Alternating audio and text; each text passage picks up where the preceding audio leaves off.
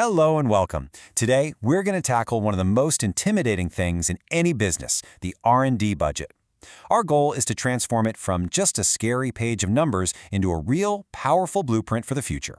Believe me, this isn't just about accounting. It's about building innovation from the ground up.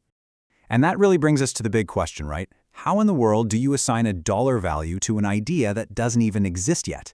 Well, a well-structured R&D budget is the answer. Think of it as your roadmap for turning a total question mark into a genuine breakthrough. So here's how we're going to break it all down. We're going to cover 5 key steps. First, we'll define our mission, the why. Then we'll figure out how to slice up the resources, when to spend the money, what kind of innovation to bet on, and finally, how to make sure we're actually on the right track. First things first, we have to define our mission.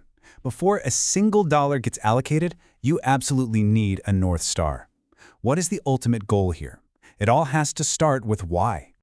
You know, the foundation of any solid budget is a crystal clear objective. And look, we're not talking about vague, fuzzy goals. We're talking specifics. What's the total investment? What's the time frame down to the fiscal year? This kind of clarity becomes the anchor for every single decision you make from here on out.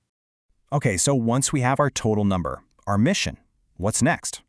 Well, now we've got to slice up the budget pie. It's time to allocate those resources strategically.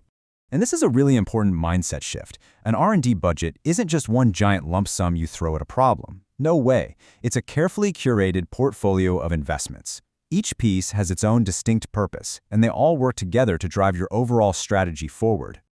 Think of it like this. A big slice of the pie might go straight to product development, sure. But what about protecting your great ideas with IP, or investing in your people with training? A really smart budget even sets aside a contingency fund because, let's be honest, surprises are going to happen. It's all about creating a balanced portfolio.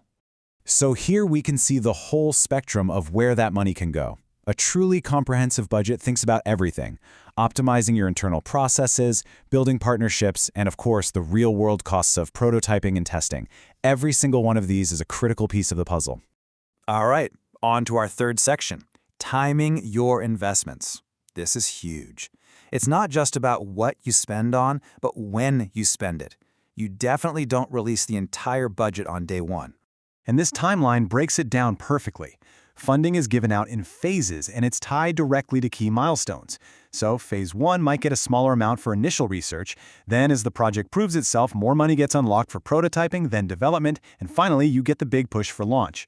This whole approach minimizes your risk in a huge way. Now, we're at section 4, and this is where the strategy gets really fun.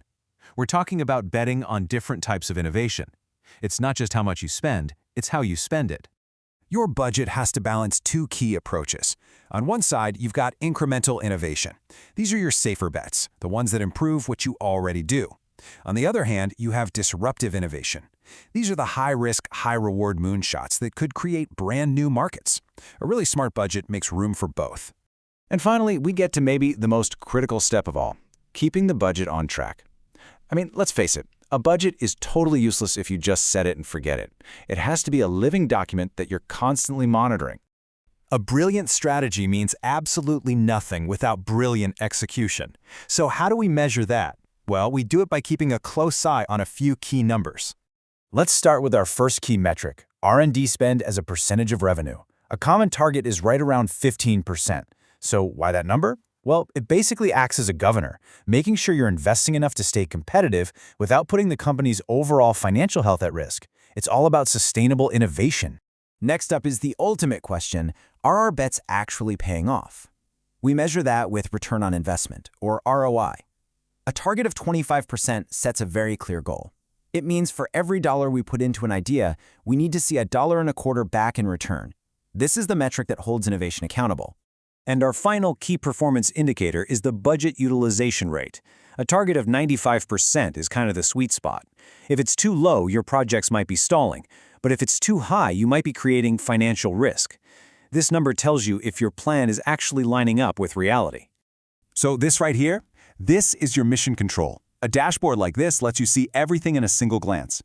By tracking these key metrics against your targets, you're not guessing anymore. You can spot problems early, see what's actually working, and make smart adjustments to keep your innovation engine humming. So we end up right back where we started. but now with a much clearer framework. The real question isn't just how much should we spend, it's this. Is your R&D budget strategically allocated to get the absolute most innovation possible while making sure the company stays financially healthy?